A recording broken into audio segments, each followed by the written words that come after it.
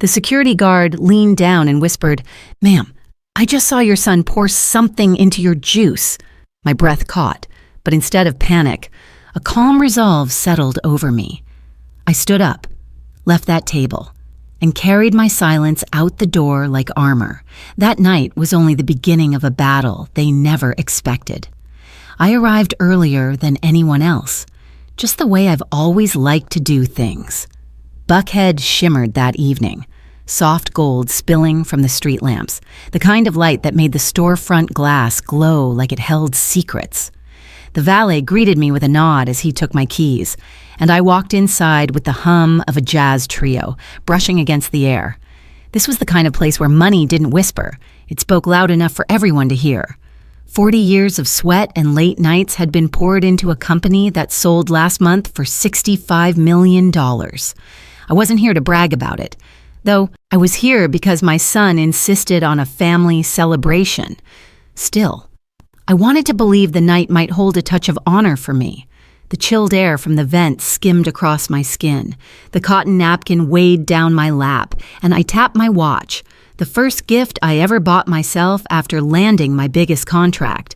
All I ever asked for was respect, not applause.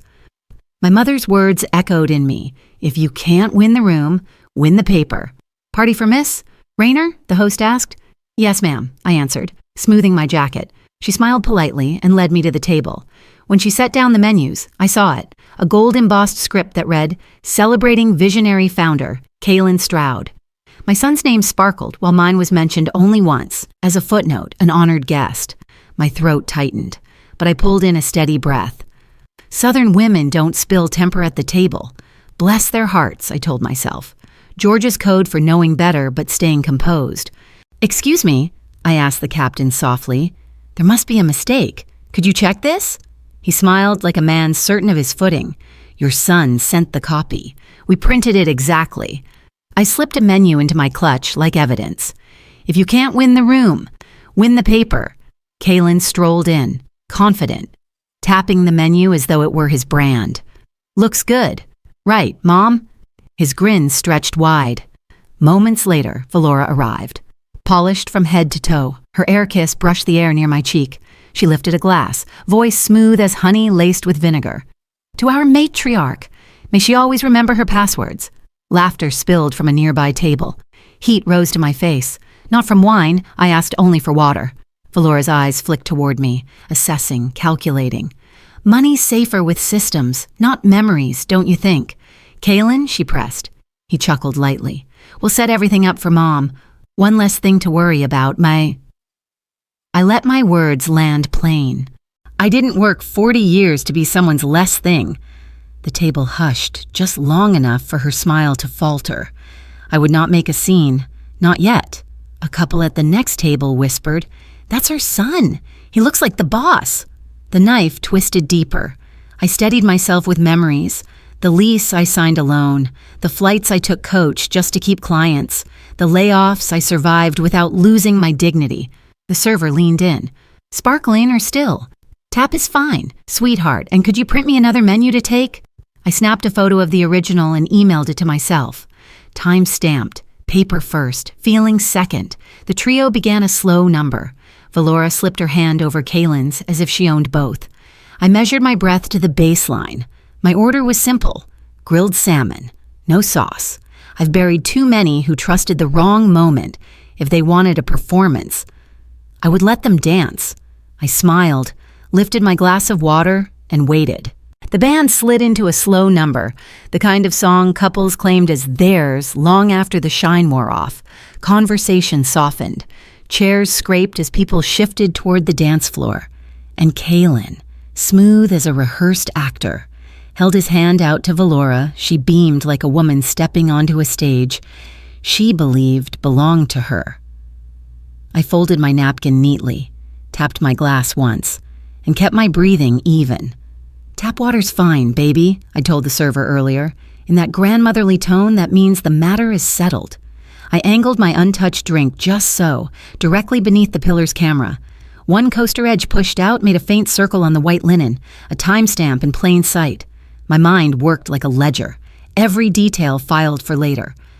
I watched servers glide between tables with trays balanced high, noting where exits opened and where the guard leaned by the bar. The couple next to me smiled kindly. "Beautiful song, isn't it?" the woman said. "Sure is," I answered, though the sweetness burned. Her husband added, "Your boy looks proud tonight," my jaw unclenched by choice. Pride can be noisy, proof can be quiet. I touched the menu tucked in my clutch, the one announcing Kaylin as the visionary founder, and my thumb brushed the embossed letters. I snapped a discreet photo, sent it to myself. Subject line, plain as day, menu, timestamp. Valora's friends waved from the bar, mouths shaping "Congrats, boss," in Kaylin's direction. None of them looked at me. I'd always said people believe the first storyteller, and right now their version of history was being written in real time. Let them. Paper would tell my side later. A waiter leaned down. "Everything good here, ma'am?" "We're fine. Sweetheart, could you just refresh my water and leave the check open?" A future receipt would carry its own weight. I wrote a quick note in my phone. Song title, time glowing on my watch face. The couple's words, "Memory deserves a partner." Then a presence eased to my shoulder. I glanced up to see a uniformed guard, neat posture, voice kept low. "Ma'am, name's Braxton Orrell. I don't want to startle you, but I saw him pour something into your juice." My pulse slowed instead of racing. "You saw which him?" "Sugar?" "The gentleman dancing now," he replied evenly. "Small vial. That pillar cam should have it." I kept my hands away from the glass, nodded once. "Don't touch a thing. Keep eyes on that footage. I'll decide in 10. He slid me a card, his name scribbled on a blank check presenter. I tucked it beside the menu, layers of proof building. I set a silent timer on my phone, 10 minutes. I lifted the glass slightly, not drinking, only measuring where the liquid sat. To the captain, I said, casual, "Leave it as is. We'll toast when my family sits back down." My smile to Kaylin across the floor kept suspicion away. I even waved. I asked for dessert, box to go, a receipt time-stamped. Evidence again. "Ladies," I told myself, "don't fight on an empty heart. Get your facts, then get safe." The song ended. Applause filled the room as I rose too, folding my napkin with quiet precision. I met Braxton's eyes across the tables. He nodded, footage secured. Kaylin reached for my glass, but I caught it with a gentle smile. "Let's order dessert when I get back from the ladies' room." In the hallway mirror, I smoothed lipstick that didn't need smoothing, then texted myself, "Glass untouched, 10-minute mark." I didn't run, I removed myself, leaving the show to its actors. The night air in Buckhead wrapped around me as I stepped outside. Cooler than the heat pulsing in that dining room. A line of rideshare passengers gathered near the curb. Everyone bent over their glowing screens. I blended in. My own phone dimmed low in my hand. My breathing was even, like I'd practiced for years. Paper calm, not firestorm. I ticked through my checklist silently. Glass untouched. Menu tucked. Timestamp saved. Even the band's last bar still echoed in my mind, a marker of the minute I made my exit. I wasn't going to the valet. No. I wanted no paper trail tied to my son's name on that ticket stub. I thumbed a text to myself. Subject line plain. Leaving clean. I listed the door camera, the distance to the security post. Even the way the sidewalk lights caught my reflection. My face was steady, hands busy. Recording the kind of truth people can't argue with later. Then memory sliced in, Kaylin leaning close at the table earlier, lowering his voice like he cared. "Mom, did you take your heart meds?" Sweet to a stranger's ear. But I knew it for what it was, planting doubt. If I stumbled, blame age. If I forgot, blame memory. I smiled at him then, answering. "I know my pills better than I know my birthday cake recipe." Valora chimed in syrupy. "We just want you safe." That word, safe, felt like a lock turning. The menu credited him. And now, health talk painted me fragile. A narrative was forming, one I had no intention of starring in. So I pulled up notes on my phone and typed, "Meds Q = pretext. Don't let them set the story." And I drew my line. No calls, no tears, no lecture, just boundaries. My thumbs worked quick. To Kaylin. "We will speak tomorrow with counsel present. Do not call or come by tonight." A separate text to Valora. Same instruction applies to you. No unannounced visits. I screenshotted both. Emailed them to myself under the subject boundary timestamp. My future proof was multiplying. If either tried to call, I'd use my script. Not tonight, not without counsel. That was all, as I told myself. You don't have to fight loud to fight well. Put it in writing. My pulse slowed, anger turning into a tool instead of a driver. I thought of the last look before I rose from that table. Kaylin's hand stretching toward my glass, my eyes meeting his. I smiled, but my stare said it plain. I am not your prop, and this is not your scene. He blinked, confused, calculating. Valora's grin slipped for half a breath before she fixed it again. That picture burned into memory, proof of his instinct to grab the glass before he grabbed me. In the South. A glance can speak paragraphs. Mine was a cease and desist. At the curb, I dialed the restaurant manager. My voice was firm but polite. Please preserve the glass and our table camera angles. I will follow up. Then I left a voicemail for Torin Vey. Boundary set. Need advisement first thing. I'll send a summary. I typed myself a memo with every detail, the guard, the exits, even the lipstick I pretended to fix. Before heading home, I called my building desk. No access tonight for Kaylin or Valora. Call me first if they arrive. Precaution, not paranoia. Then I steered my car into a short loop, letting 30 minutes cool me down. I could still hear my mother's line. Don't put your keys in a house you haven't calmed down to enter. By the time I circled back toward home, my jaw had unclenched, my name intact, my evidence plain. I whispered a prayer I'd learned as a girl. Lord, let me keep my name clean and my proof plain. I had drawn the line in writing. Tomorrow, I'd put teeth behind it. Morning light stretched across the Atlanta skyline as I stood in my condo kitchen. Coffee dripping into my favorite chipped mug. The quiet hum of Saturday made the city feel like it was taking a deep breath. But my counter looked more like a courtroom. I laid everything out. The embossed menu crediting Kaylin as visionary. The receipt with its timestamp. Braxton Orrell's handwritten card. My screenshots and the sealed note from last night. No dramatics, just evidence. Ladies, sometimes your kitchen counter is your strongest witness. I dialed the restaurant, my voice steady. Yes, ma'am. Keep the glass exactly as it is. I'll be in today. Hanging up. I felt calmer, not safe, but ready. Walking back into Buckhead in daylight was different from the sparkle of the night before. The restaurant smelled of fresh polish and lemon oil. Staff resetting for brunch. Braxton met me near the staff corridor, posture professional. We've locked the footage, ma'am. Management sealed the glass.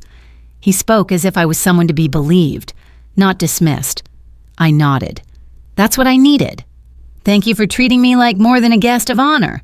I asked that the glass be kept in cold storage, and the manager agreed, citing liability coverage.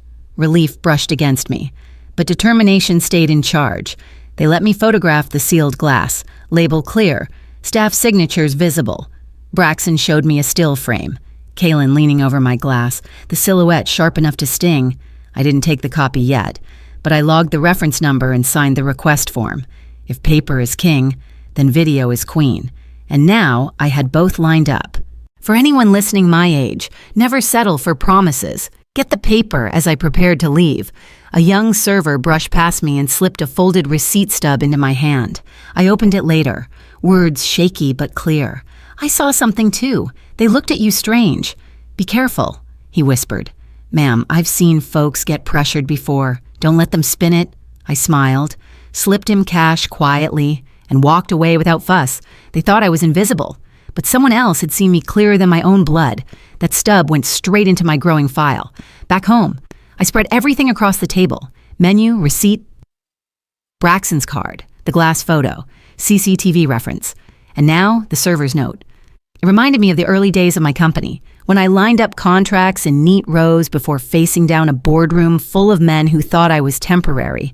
The same son who once sat on my lap during those meetings now tried to erase me with a menu rewrite and a poisoned glass. I would not give him the satisfaction. I made no calls to Kaylin or Valora. Silence was its own power. Instead, I logged every detail with timestamps, saved copies to my laptop, and tucked hard evidence into a folder. You don't shout at the storm, you build your roof. By nightfall, I wasn't holding suspicions anymore. I had witnesses, papers, and proof stacked neatly, ready to speak when I was. Monday morning light spilled into my condo, catching the edge of my dining table where every piece of proof was laid out like chess pieces. The menu photo, time-stamped receipt, Braxton's note, the CCTV reference, lined up in order. I snapped one composite photo, proof of proof. Then I called Torin Vey. Leaving a crisp voicemail, "I'm heading to the bank now. Expect a summary. Watch for POA tricks." My printer hummed out a one-page letter. "Do not authorize changes," signed and dated. I slid it into my folder with my driver's license and passport. At the front desk downstairs, I left standing instructions again. No access for Kaylin or Valora without my call. My outfit was simple. Navy blazer, flat shoes, crossbody bag, no drama, just clarity. Paper first, feelings second, banks respect ink more than tears. The private banking floor smelled of leather and coffee. Quiet enough to hear my own pulse. The banker's smile was polished, but her cursor lingered too long on my screen. "Miss Rayner," she began. "Last year, a trusted contact and limited power of attorney were added for Kaylin Stroud." I kept my voice level. "Show me the date, the form, and the trail." She clicked through. My profile flashed with Kaylin's name tied to confirmations. My stomach tightened, but my face stayed calm. I requested every document printed, plus digital copies sent to my secure email. Then I signed a pause and flag order. No wires, no changes, no edits without me standing here with ID in hand. The banker typed an internal note. "Customer contest, prior authorization, counsel notified. If you see a trusted contact you didn't intend," I murmured to myself. "Treat it like a smoke alarm, not a calendar reminder." We combed through the accounts, every statement, every alert, each footprint. She flagged a weekend request for profile change routed to Kaylin's confirmation queue. I asked for the access history printout, IP addresses, device type, event IDs, all attached to my file. My next move was clear. Remove Kaylin from every box he'd slipped into. Cancel any POA not renewed today by me in person, I said firmly. She warned some forms required a medallion signature. "Then we do it today," I replied. But the spike came fast. The banker's voice lowered. "Miss Rayner, your son called this morning. He asked to streamline confirmations, add a secondary phone." I didn't flinch. "Freeze all pending changes. Put it in writing with a timestamp." She keyed in the freeze, handed me the notice. I asked for a cashier's check option for part of my funds to attorney escrow. Scheduled for pickup, I initialed each page, photographed receipts, and emailed Torin's subject line, "Bank POA freeze event IDs."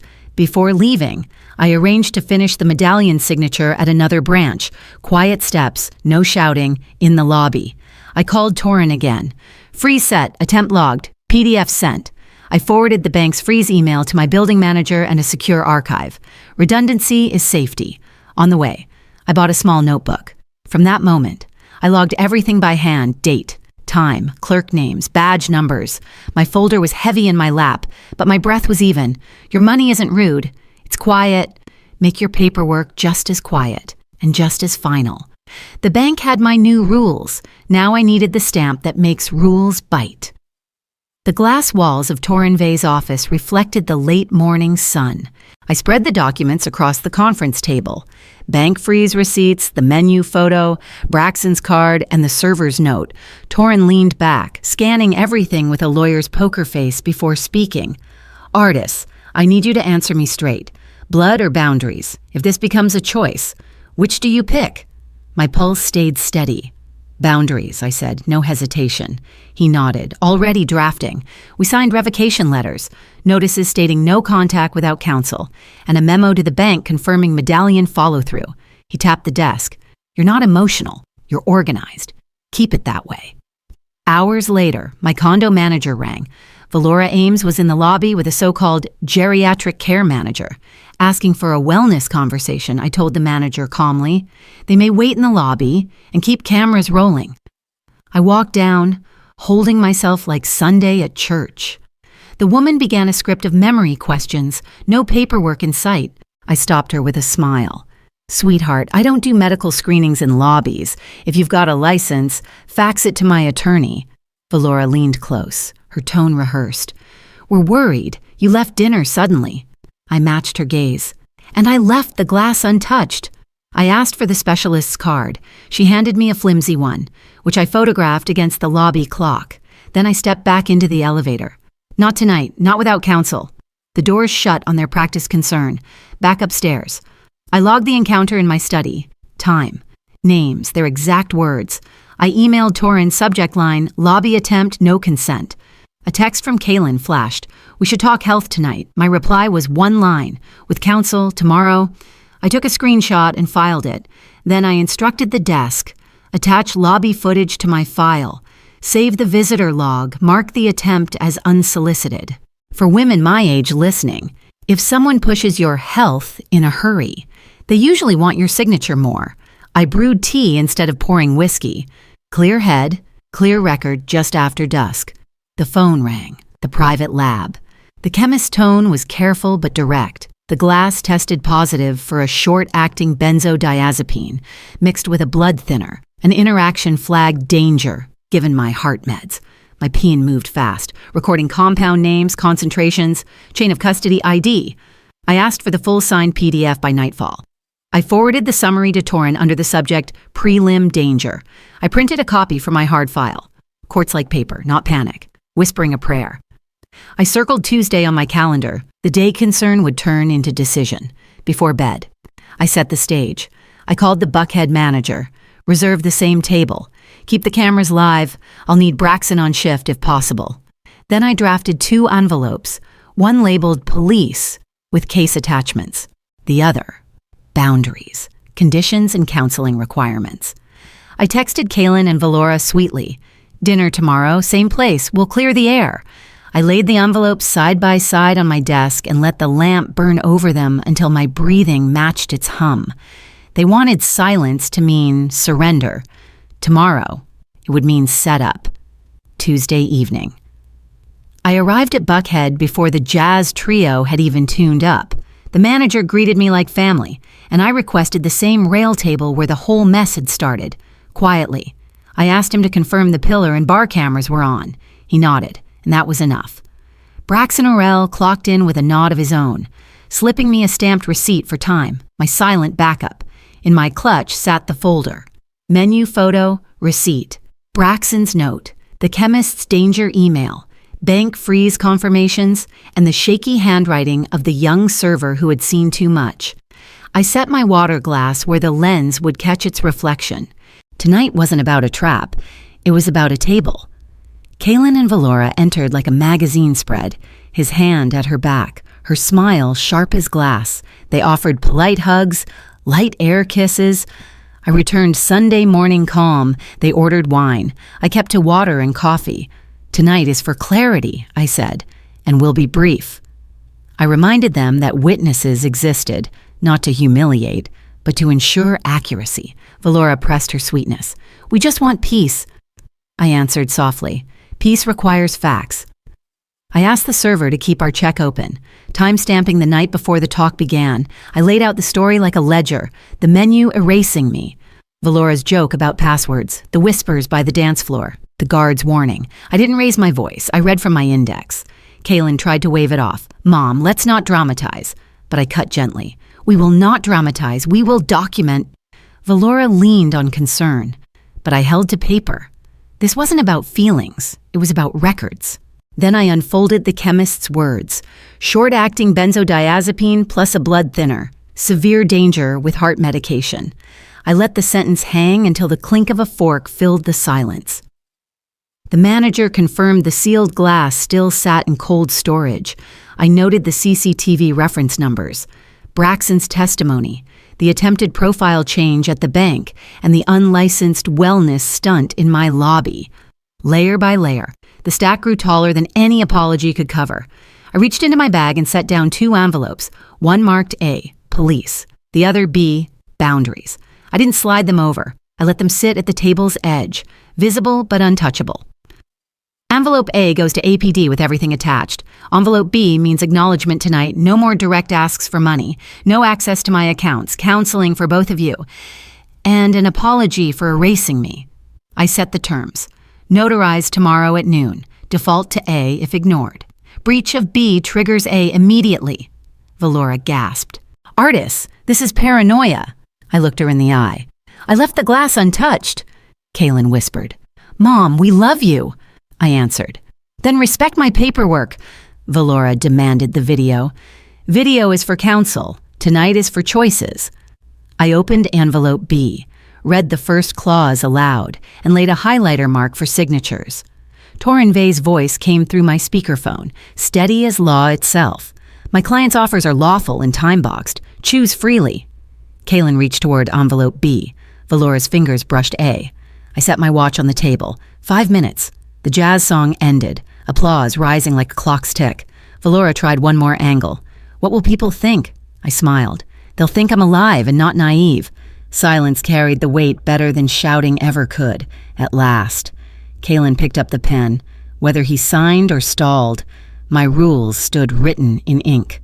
I left my tip, tucked both envelopes back into my clutch, and walked past the pillar cam that watched me keep my name. Wednesday morning.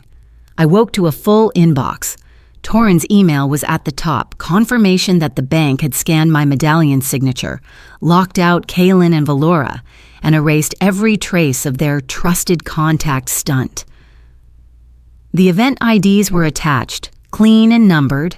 Another message carried the restaurant manager's custody log for the sealed glass, with stills lined up by timestamp. Even Braxton's notarized statement sat waiting in my printer tray. I read them all without triumph.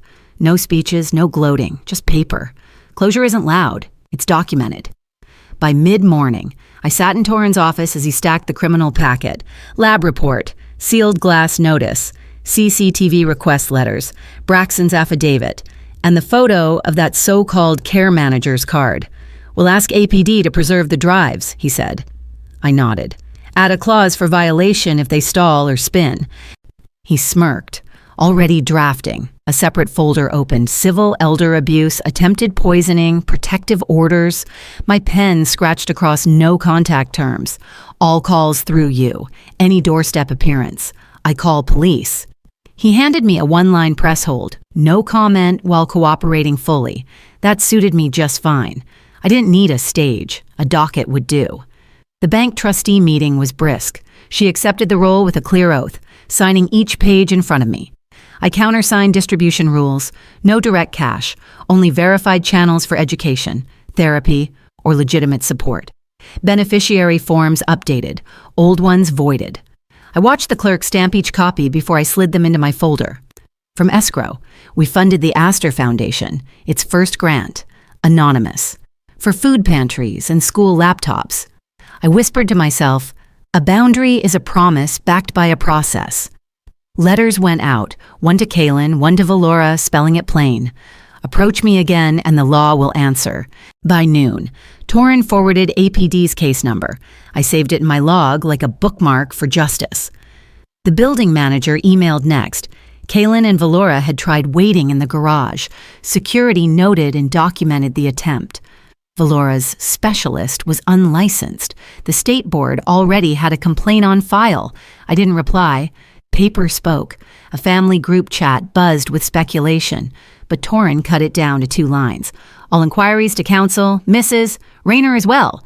Kaylin's text arrived too. Half apology, half spin. I archived it without answer. My love was real. My boundaries were legal. By late afternoon, I chose peace. Narina met me at a quiet park bench, one without a plaque. Grandma, I'm proud of you, she said softly. I smiled. Baby, I'm proud of me too, and that's new. I told her about the trustee, about how therapy could be their path forward if they chose to take it. I showed her the foundation's first list of grants, ordinary good in ordinary places. We sat watching the sky turn honey gold. The world felt simpler when your name was clean. I texted Horan, no contact tonight. He replied, understood, sleep. As the sun dipped low, my phone buzzed again. A detective's number lit the screen, with 3 words attached. We have footage.